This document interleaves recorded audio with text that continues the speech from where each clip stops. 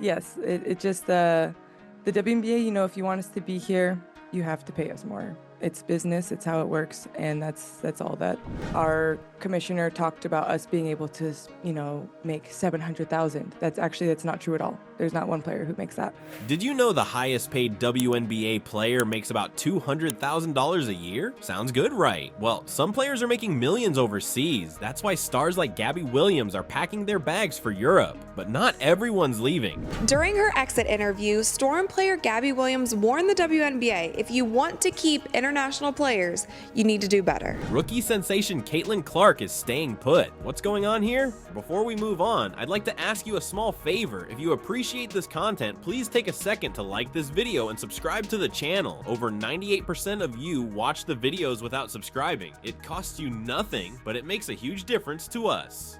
So did you click the subscribe button? Great, thank you so much. Now, back to the video. Let's talk about Gabby Williams for a second. She's not happy with the WNBA's pay. And can you blame her? Imagine this, $200,000 versus millions. That's the difference between renting a nice apartment and buying a mansion. It's the difference between driving a decent car and cruising in a luxury ride. It's financial security versus financial freedom. You know what's crazier? This isn't just about Gabby. More and more players are facing this tough choice. Stay in the WNBA and struggle, or go overseas and cash in. What does this mean for the league, for the fans, for the future of women's basketball in America? We're about to find out, and trust me, you won't believe what's coming next. Remember when I said players are facing a tough choice? Well, Gabby Williams made hers. But here's the kicker. It wasn't just about the money. What if I told you the WNBA's own words drove her away? The real reason behind Williams' exit is about to blow your mind.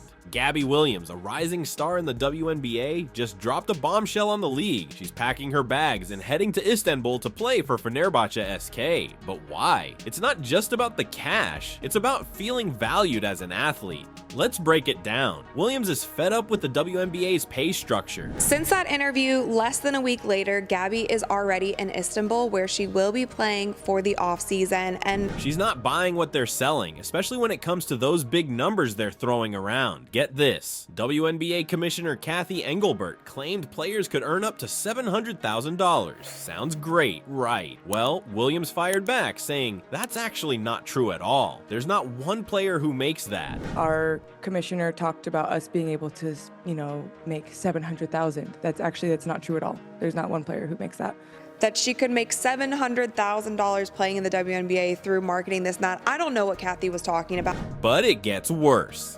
Remember those marketing agreements the league promised? Williams says they've fallen quite short. It's like ordering a steak and getting a hamburger instead. No wonder she's frustrated. We were promised, team marketing agreements and league marketing agreements, but they've fallen quite short.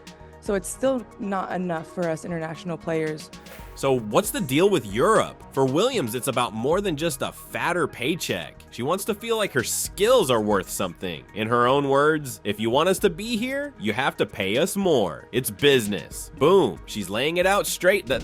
Yes, it just, the WNBA, if you want us to be here, you have to pay us more. It's business, it's how it works, and that's all that. Think about it. You're a pro athlete at the top of your game. You're bringing in fans, you're making headlines, but your bank account doesn't reflect that. How would you feel? It's like being the star employee at your job, but still getting paid like an intern. Now, here's where it gets really interesting. Williams isn't the only one feeling this way. More and more WNBA players are looking at Europe and seeing dollar signs. But it's not just about the money, it's about respect, recognition, and feeling valued for their skills. This isn't just Gabby Williams' story anymore. It's becoming a trend that's shaking up the entire WNBA. Players are starting to ask themselves, do I stay in the US and struggle, or do I go overseas and get paid what I'm worth? Now imagine you're a top WNBA player. You're killing it on the court, fans love you, but your bank account's barely growing. Then someone offers you a contract that's not just double or triple, but over 10 times what you're making now. What would you do?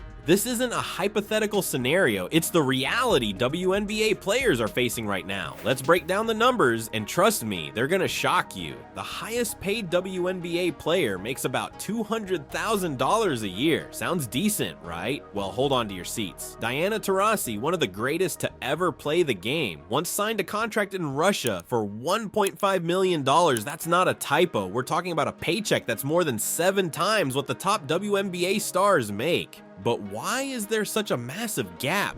Because Russia paid Diana Taurasi at that time $1.5 million salary to play in Russia. It all comes down to money, folks. The WNBA's revenue is around $60 million. Now, compare that to the NBA's whopping $10 billion.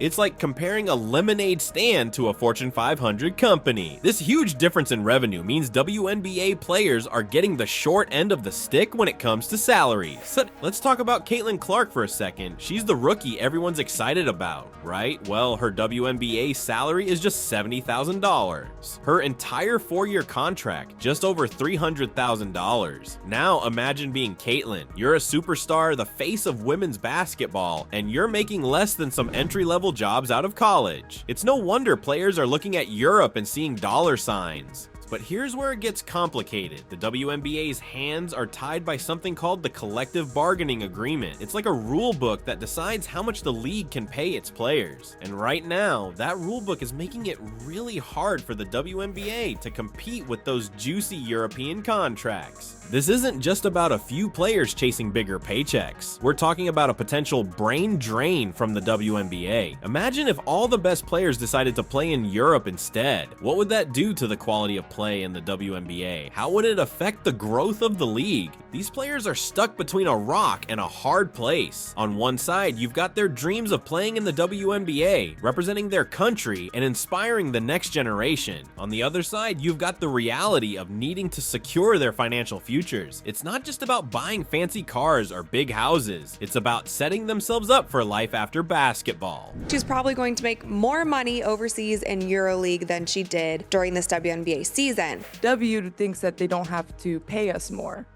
in order for us to be here. And I think I didn't express that when I first talked about prioritization. While most players are packing their bags for Europe, one rookie sensation is doing the opposite. Caitlin Clark's choice to stick around on a tiny salary is raising eyebrows. What does she know that others don't? Her move could be a game changer for the league's future. Let's talk about Caitlin Clark for a second. This rookie phenom is making waves, but not for the reasons you might think. With a salary of just $70,000, she's not exactly rolling in dough. But here's the kicker, she's not jumping ship to Europe like many of her peers. Instead, she's focusing on something money can't buy: personal development. Think about it, Clark's got the skills to command big bucks overseas, but she's choosing to stay put. Why? It's all about the long game. She's betting on herself, working on her craft right here in the US. While players like Gabby Williams are chasing those fat European paychecks, Clark's grinding it out in the WNBA. Now, don't get it twisted. Clark's not blind to the money issue. She's actually speaking up for her fellow players, suggesting things like spot bonuses for opposing teams during successful games. That's some next level thinking from a rookie. But here's where it gets really interesting. Clark's not just staying for basketball reasons. She's talking about playing golf and enjoying some downtime. Can you believe it? A pro athlete actually wanting a life outside of their sport? It's like she's rewriting the playbook on what it means to be a WNBA star. Now, you might be thinking, is Clark crazy for turning down all that European money? But what if she's onto something? Her focus on personal growth could pay off big time in the long run. We're talking about potential endorsements, a stronger fan base, and maybe even changing how the WNBA operates. But let's be real for a second. Clark's decision doesn't erase the bigger problem. The WNBA is still hemorrhaging talent to overseas leagues. Clark might be staying, but how many more players can the league afford to lose before something's gotta give? This is where things get tricky. Clark's choice to stay puts pressure on the WNBA to step up its game. If they want to keep stars like her around, they need to make some serious changes. We're talking better pay, better conditions, and more respect for the players who make the league what it is. Alright, let's recap this wild ride. We've got WNBA stars like Gabby Williams jumping ship to Europe for big money, while rookie sensation Caitlin Clark sticking around on a tiny salary. It's like two different worlds colliding in the same league. So what's next for the WNBA? Can they stop this talent drain, or are we going to see more players packing their bags? And what about the fans? Are they going to keep watching if all the best players leave? Here's the real question: is it time for a complete overhaul of how the WNBA pays its players? Maybe it's not just about higher salaries, but a whole new system that keeps the stars at home and the game growing. Nep, what do you think? Should players chase the money overseas or stick it out in the WNBA? The future of women's basketball might just depend on what happens next.